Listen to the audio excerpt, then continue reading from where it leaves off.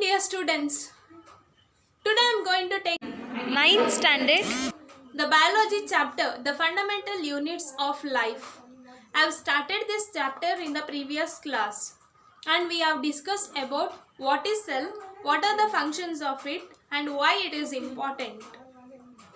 In today's class, let us learn more in detail. And also in the last class, I have discussed about the plasma membrane. The cell containing the plasma membrane that we have discussed in the previous class. Today I am going to explain little more about the cell. The concept now I am going to explain is cell wall. This cell wall is present in the plant cell. The cell wall is present only in plant cell. Only the plant cell contain this cell wall. This cell wall is like the plasma membrane only. It's a covering. The plants contain, along with the plasma membrane, they contain this cell wall. So this gives the rigidity, flexibility to the rigidity, strength to the cell. And this cell wall is made up of the component which is a complex material, that is cellulose. The cell wall is made up of cellulose.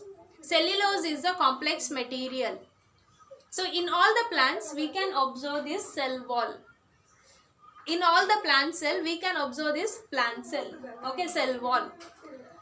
And this cell wall is important in order to maintain the rigidity, in order to maintain the structure of the plant.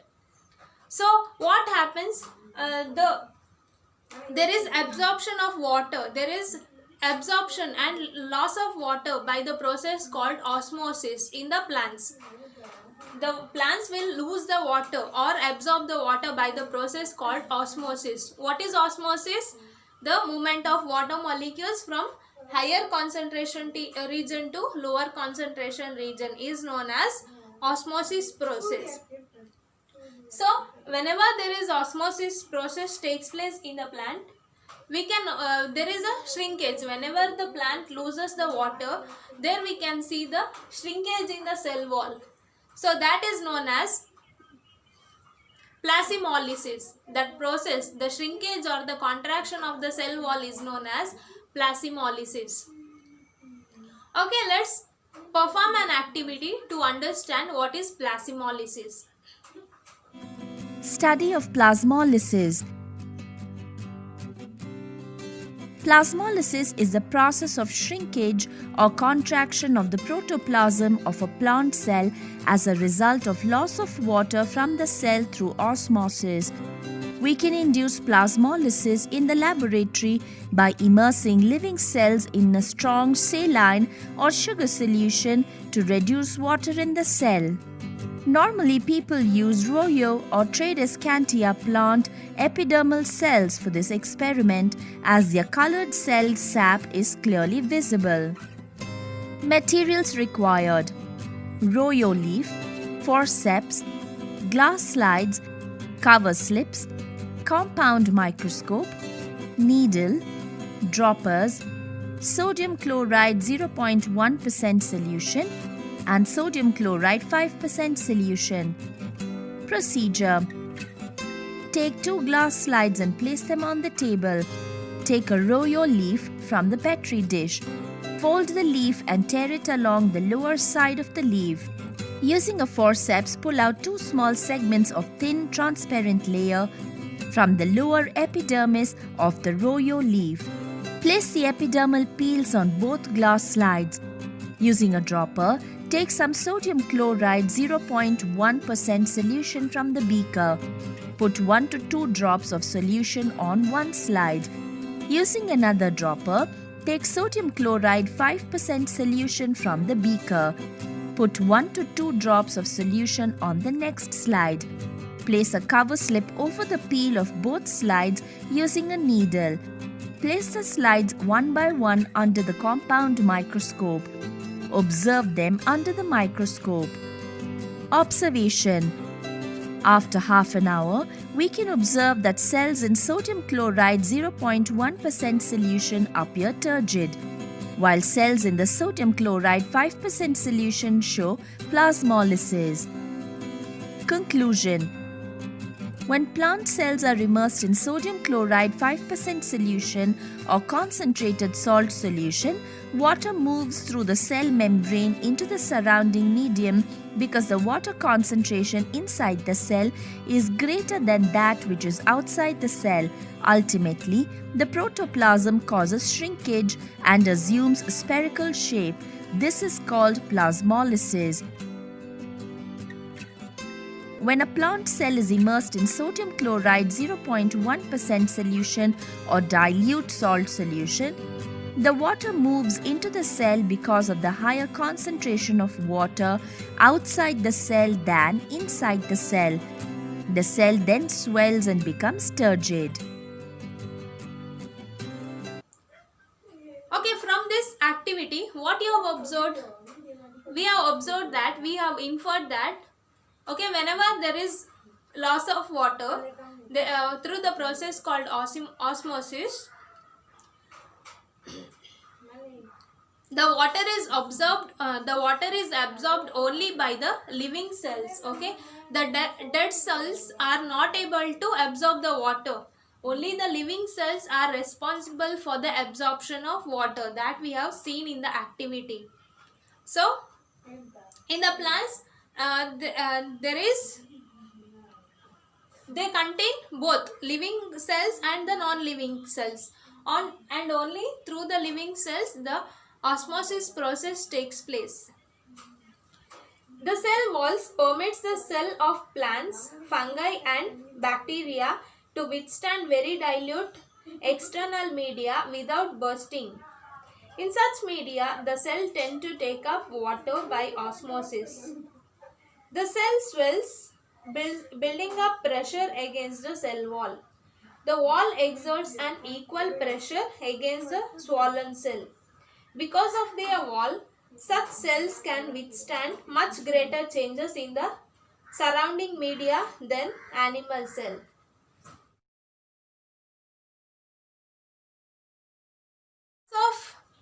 Because there is lots of absorption, okay, there is lots of absorption of water, and lots of loss of water takes place in the plant.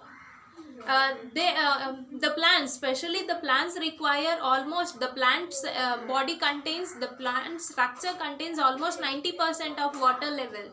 So that much amount of water has to be absorbed, and that much amount of water has to be, after absorption, after usage, there should be loss, evaporation. So this cell wall helps to withstand that changes in the structure of the cell.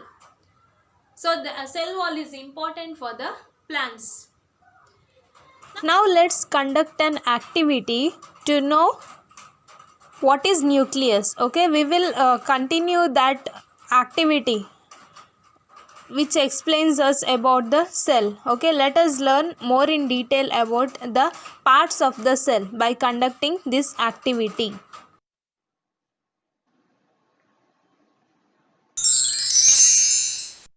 Good morning, students. Today we are going to observe nucleus in onion peel cells.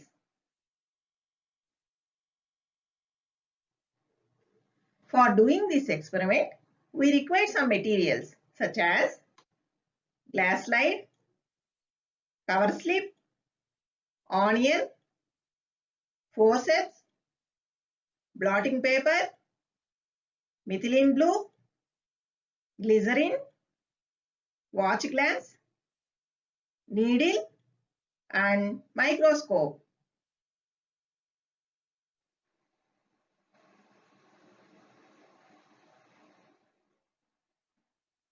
First we have to take an onion peel from onion.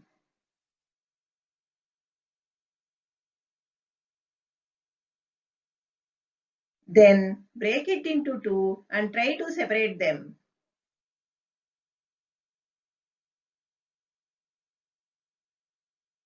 We noticed that a thin translucent membrane holding the pieces together.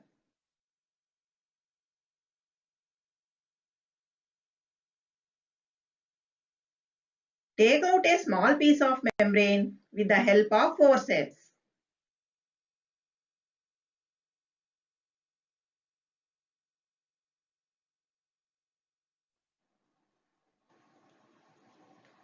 Place it on a clean glass slide and spread it evenly.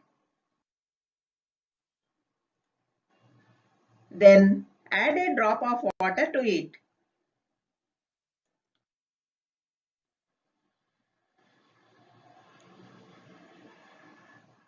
Put a drop of methylene blue and leave it for 5 to 10 minutes.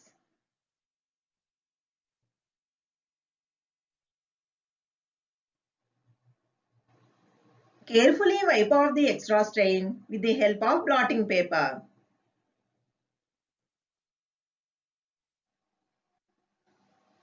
Then put a drop of glycerin on it. Next, cover it with a cover slip without any air bubbles.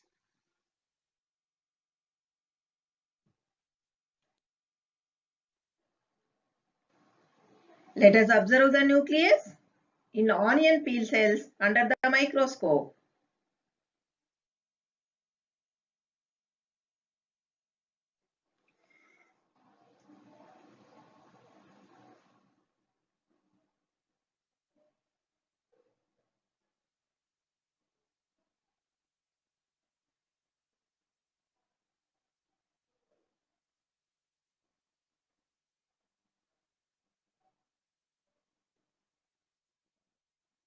Observe carefully. There are dark colored oval-shaped spot-like structures are present in the center of each cell. These are known as nuclei. When we conducted the activity, we have observed the stains in the when we put the iodine solution, we saw the stains in the paper, right? So that is nothing but that is the little thick stains that represents the nucleus, that represents the nucleus in the cell. Now let us discuss about what is nucleus. So nucleus is the center part. It is a central, it is like the, it acts like the leader, okay? It plays an important role in the cell. It's a main part in the cell. It controls every functions of the cell. It controls and manages all the functions of the cell. There are different organelles, but all the functions are carried out. It's regulated by this nucleus, and this nucleus is covered by the double layers that is known as nuclear membrane. Okay, the nucleus is placed in the central part of the cell, and it have the double layers. It is covered by the double layer, like how this cell have the cell membrane, like this nucleus have the nuclear membrane. So this nuclear membrane is made up of two double layers, and this nuclear membrane, the nucleus has a double layered covering called nuclear membrane. The nuclear membrane has pores which allow the transfer of material from inside the nucleus to its outside. So this nuclear is a double layered covering. It has the double layering covering that we call it as nuclear membrane, and this nuclear membrane have the pores. So transfer of the materials takes place through this pores. Okay, inside the nucleus the transfer of materials takes place through this pores. So that is to the cytoplasm. To the cytoplasm, the materials enters through this pores. These nucleus contains chromosomes, okay, which are visible under the microscope as a rod-shaped structures. Okay, only when the cell is about to divide. The nucleus contains the chromosomes, okay, which are visible as a rod-shaped structures. These are visible as a rod-shaped structures only when the cell is about to divide, okay. When the cell is about to divide, they look like the rod-shaped structures.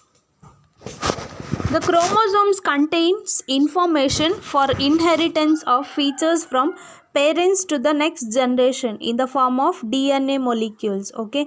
DNA means deoxyribonucleic acid, Okay, chromosomes contain the information for the inheritance of features from parents to the next generation in the form of DNA molecules. Okay, it contains the information, okay, which type, all the characteristics of the new generation child. These chromosomes are composed of DNA and protein. It is a composition of DNA and protein. It contains DNA and protein. These DNA molecules contains the information necessary for constructing and organizing cell. It contains the information necessary for constructing and organizing the cells. Functional segments of DNA are called genes. Okay, functional segments of DNA are called genes. In a cell which is not dividing, this DNA is present as a part of chromatinal material. Okay, this DNA is present as part of chromatin material. DNA is present as a part of chromatin material. This chromatin material is visible as entangled mass of thread-like structure. These chromatin materials have the thread-like structure, and whenever the cell is about to divide, the chromatin material gets organized into chromosomes. The chromatin materials gets organized into chromosomes. The nucleus plays an important role in the cellular reproduction, the process by which the single cell divides into two by forming the new cell. Okay, it plays an important role in the reproduction, cellular reproduction.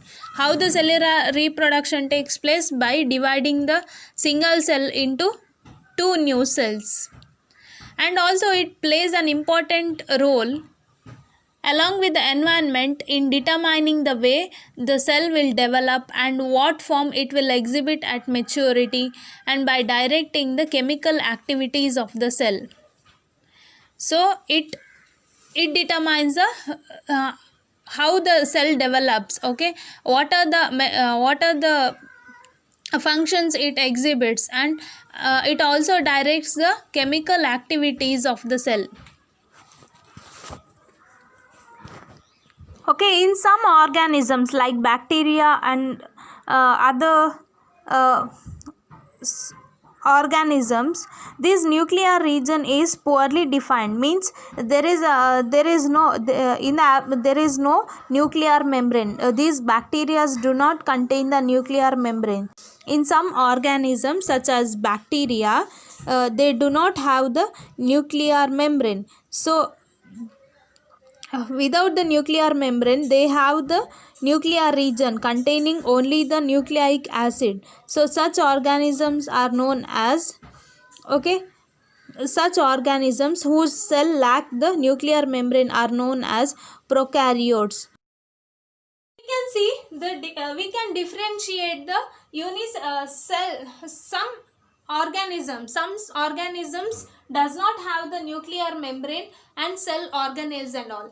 So such type of organisms we call it as prokaryotic cell.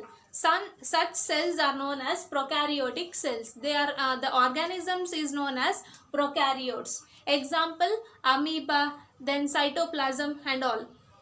Because they do not have this nuclear membrane and they do not have these cell organelles. Okay, mitochondria, then endoplasmic reticulum, all these are not there. So they are known as here the cell membrane is undefined, but they have the nucleoid.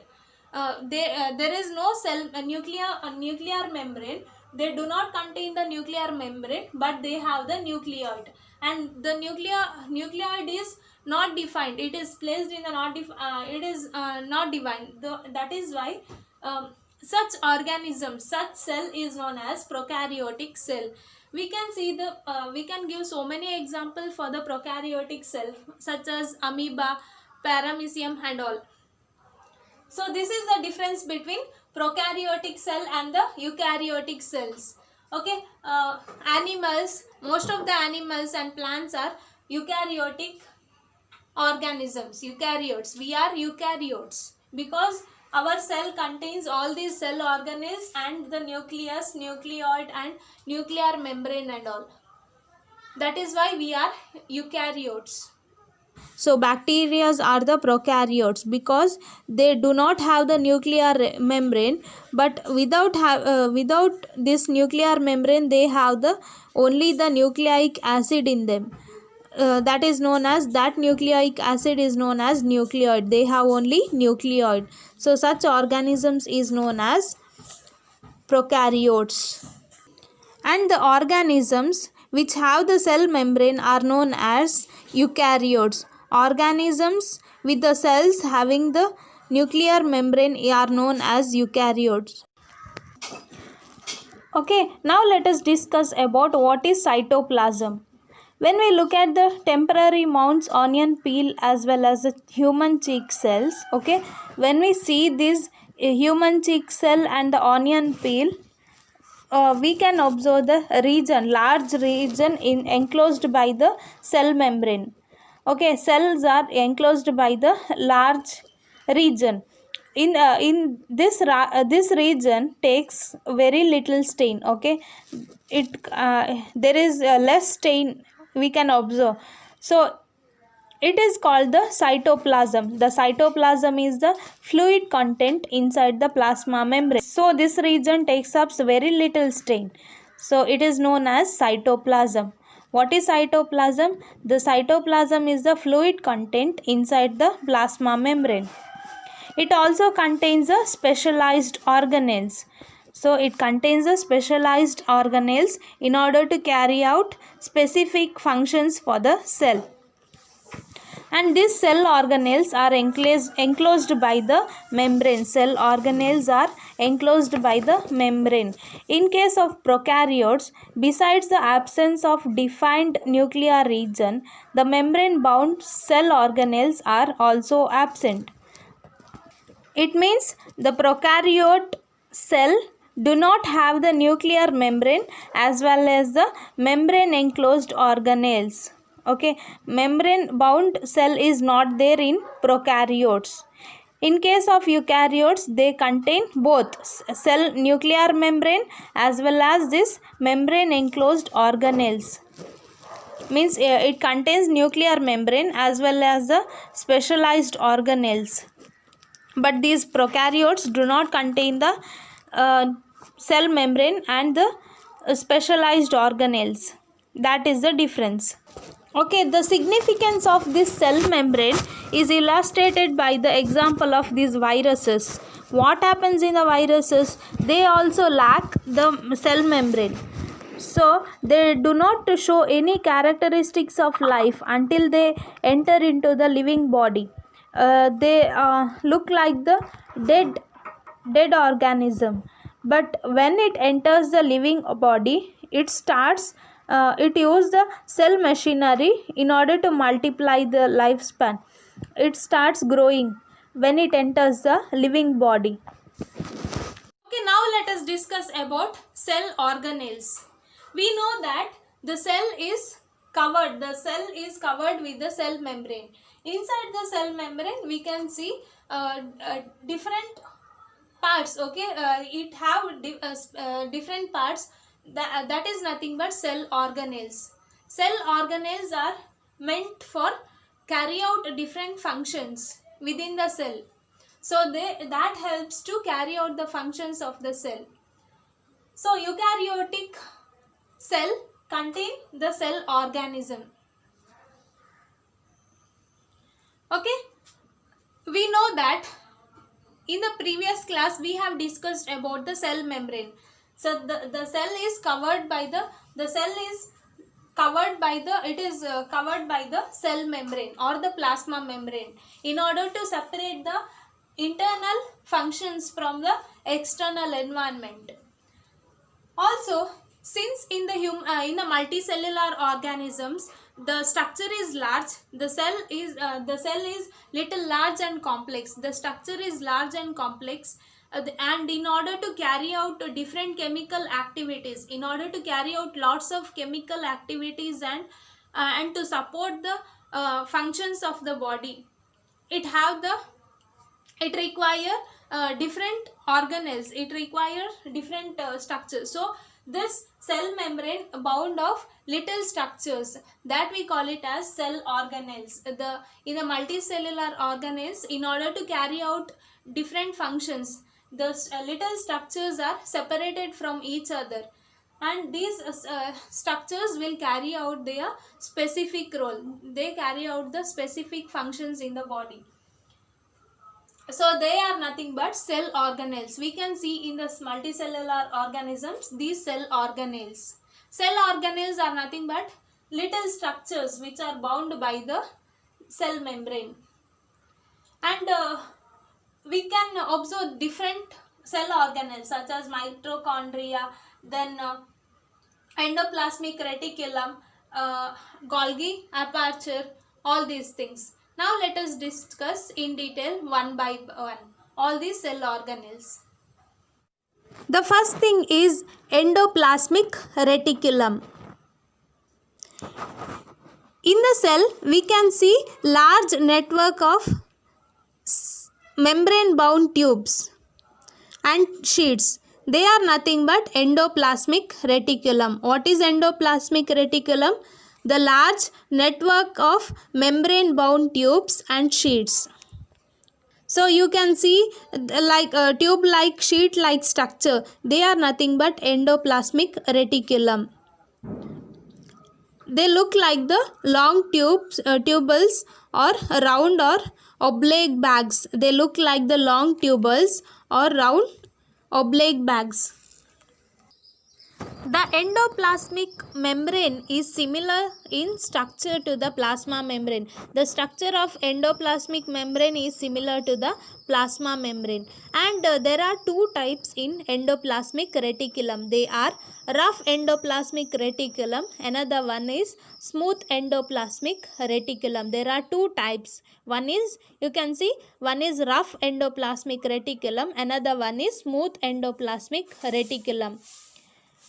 The rough endoplasmic reticulum look rough under the microscope because it has the particles called ribosomes. Okay, they contain the particles called ribosomes which are attached to its surface.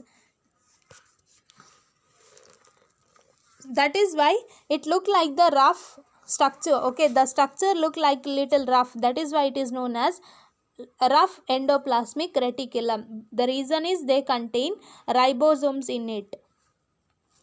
And these ribosomes, which are present in all active cells, are the sites of protein manufacturer. Okay, ribosomes are the protein manufacturer. They manufacture the protein.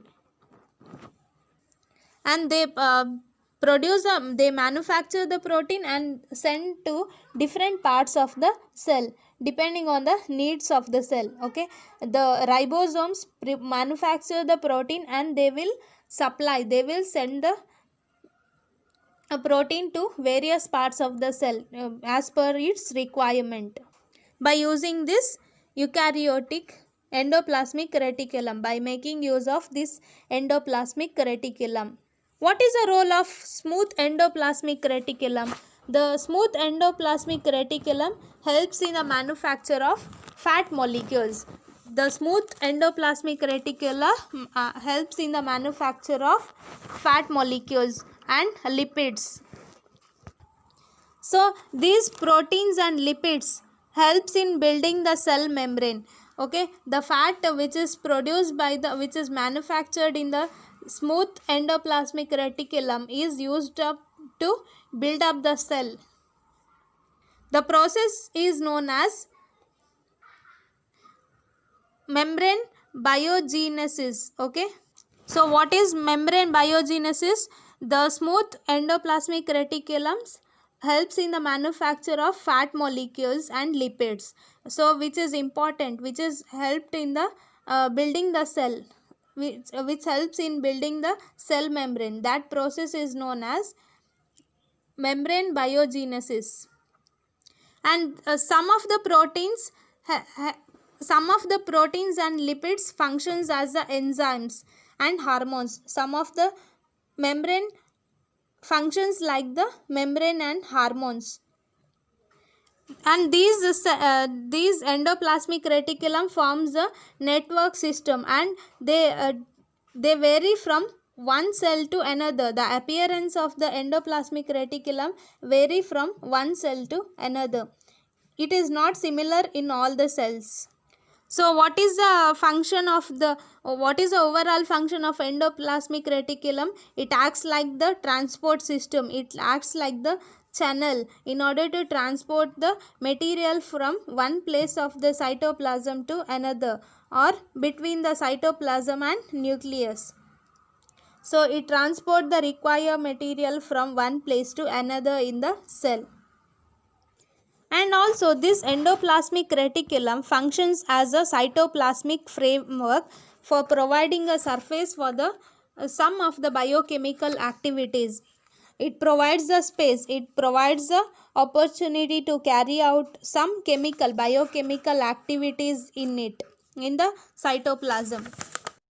Another major function of this endoplasmic reticulum, especially this smooth endoplasmic reticulum, is to destroy is to detoxify the poisons and drugs. Okay, sometimes through the cells from the external medium, these poisons and drugs may enter through the cell, so they may harm the cell. That is why they acts like they protect the cell from getting damaged. Okay, this smooth endoplasmic reticulum plays an important role in detoxifying many poisons and drugs. So they don't allow the poisons and drugs into the cell. They protect the cell from harming. The next cell organelle is Golgi aperture. What is this Golgi apertures? It was described by Camillo Golgi. That is why the name came as a Golgi apertures. And it consists of system of membrane bound vessels arranged approximately parallel to each other in stacks called cisterns. Okay, it consists of system of membrane bound vessels arranged approximately parallel to each other in sacs called cisterns. And these membrane often have connections with the membrane of ER. Okay, they have the connections with the endoplasmic reticulum. These membrane have the connection with the membranes of endoplasmic reticulum. So therefore they constitute another portion of the complex cellular membrane system. So it include little complex cellular membrane system. The material synthesized near the endoplasmic reticulum is packaged and dispatched to various target inside and outside the cell through the Golgi aperture. Okay, the material which is synthesized, which is manufactured in the endoplasmic reticulum is dispatched. It is packaged in and out of the cell through this Golgi aperture. So its function is to store, modify and package of products in the vessels. Its functions include storage, modification and package of products in the vessels. In some cases what happens, this will convert the complex sugar into simple sugar. Sometimes the Golgi apertures will convert the complex sugar into simple sugar, and also they are involved in the formation of lysosomes. They are involved in the formation of lysosomes. The next cell organelle is lysosomes. So lysosomes, what is the role of it? It helps in the waste disposal from the system. So lysosomes are the kind of waste disposal system of the cell. Lysosomes are the kind of waste disposal system of the cell. Means it will excrete the waste from the cell.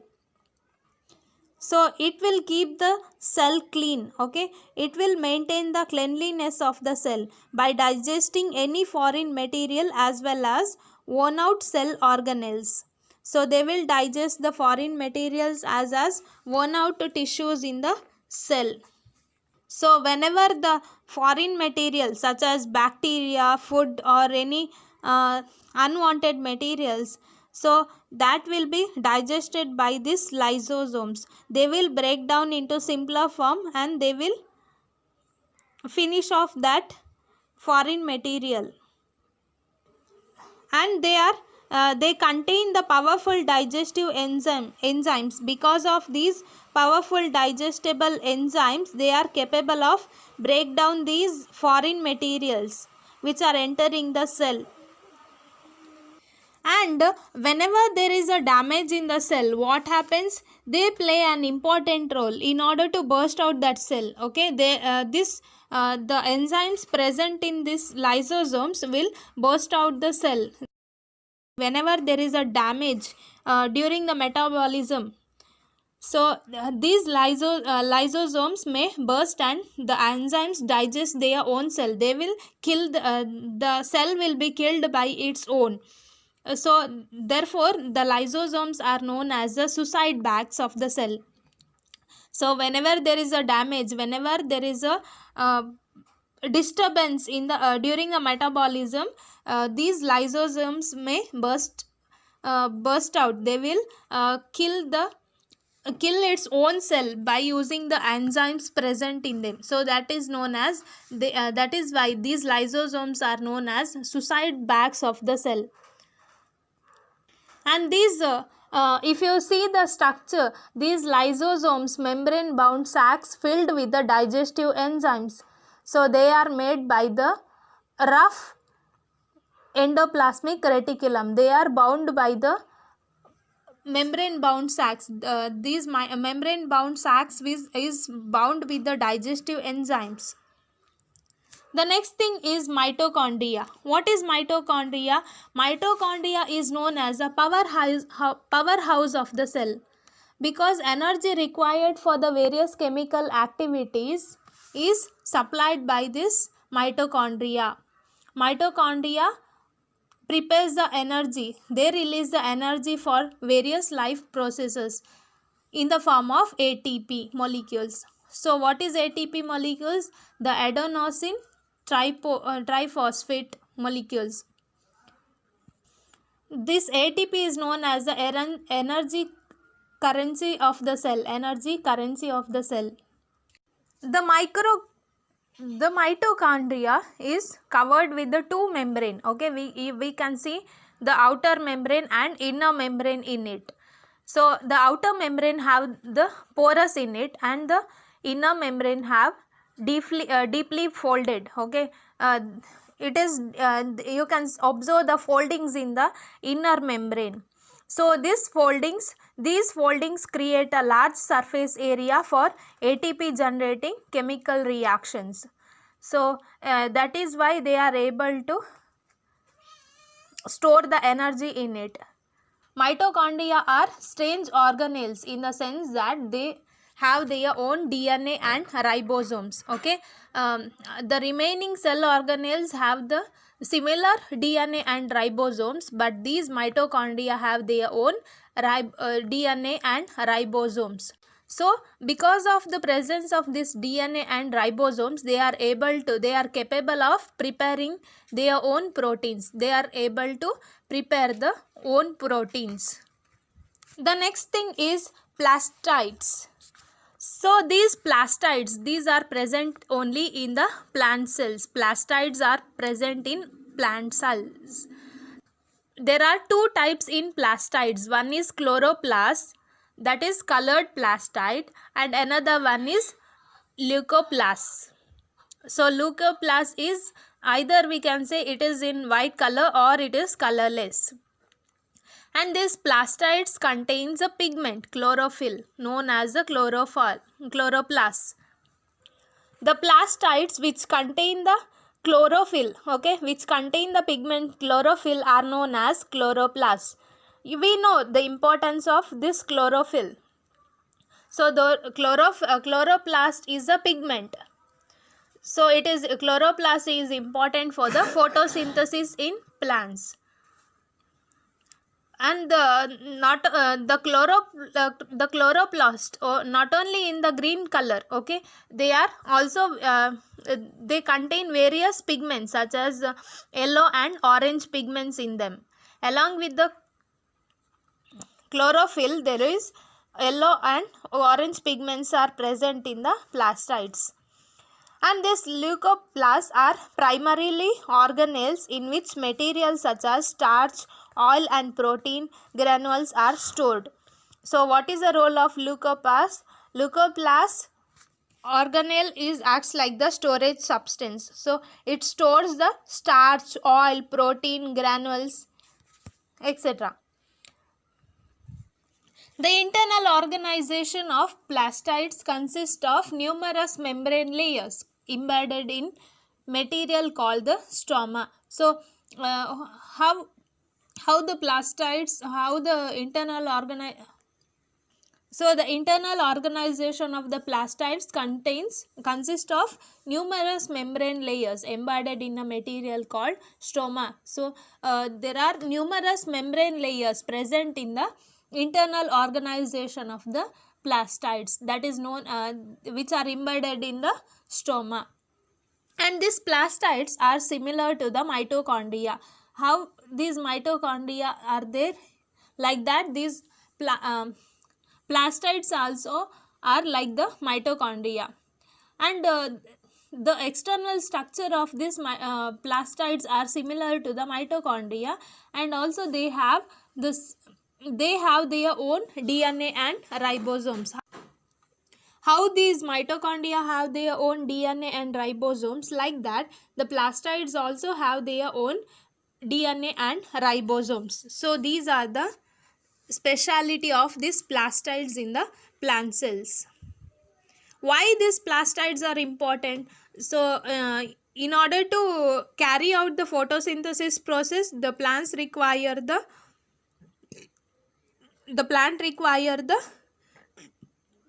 chloroplast. Okay, chlorophyll is important for in order to chloroplast is important in order to carry out the photosynthesis process. So chlorophyll contains the substance chloroplast, which is in green color. So that is responsible for photosynthesis process. That is like that. That is why the plant cell require these plastids. Okay. The next thing is vacuole. Okay, what is this vacuole? It is a storage space. It acts like the storage sac in the cell. All the plant cell and the animal cell both contain this vacuole. It acts like the storage sac. It acts like the storage sac for the solid and liquid materials, solid and liquid contents in them. So it is a storage space in the cell.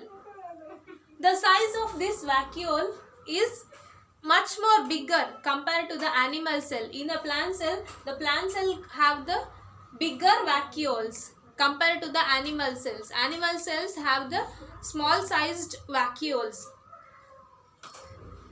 Almost 70 to 90% of the cell is covered by this vacuole. So the plant have the bigger size vacuoles. Almost it is covered 70 to 90% of the cell. In plant cells, vacuoles are full of cell sap and provide turgidity and rigidity to the cell. Many substances of importance in the life of the plant are stored in vacuoles. These vacuoles contains so many materials. It stores so many materials in them. It includes amino acids, then proteins, sugars, various organic acids and all. So these vacuoles include they store amino acids, sugars, various organic acids and some proteins. In case of the single-celled animals, in case of the single-cell organisms such as amoeba, then paramecium and all. The food is consumed by through this vacuole. The food is consumed by through this vacuole. So a vacuole plays an important role in the consumption of food. So vacuoles also, after digesting the food, the unwanted, the waste, undesirable waste material is excreted through this vacuole. So in the unicellular organisms, the food is consumed through the vacuole, and the unwanted, undesirable, the waste material is removed out through, excreted through these vacuoles. So vacuoles plays an important role in the expelling excess water and some waste from the cell. So vacuole plays an important role in the expel of the waste material and water from the cell. So thus we can say that each cell have its own structure. It have its own structures and the function. They have the particular structure in order to function, in order to carry out specific functions in a body, such as respiration, digestion, excretion, all these things. So the basic function, the basic structure of the cell remains the same, and the functions are carried out by through this all the functions are carried out by all these cell membrane and by the different organelles. There are different organelles. They carry out specific functions in the cell. Because of these specific organelles, because of these cell organelles, the cell is able to function, able to manage all the body processes. So we can say that cell is very important.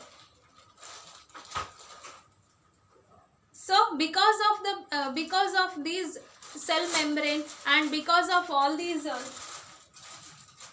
organelles, the cell is able to carry out the life processes, respiration, digestion, then preparation of the production of the new cell, maintenance and repair of the cells, damaged cells. So these are the basic functions that is carried out through these cell organelles. So it functions like the teamwork.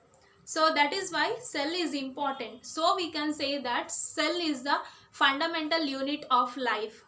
So it is a fundamental, it is basic unit of the life. For the existence of life, cell is important. In today's class, we have discussed about the fundamental units of life. The basic fundamental unit of the life is cell. Thank you, students.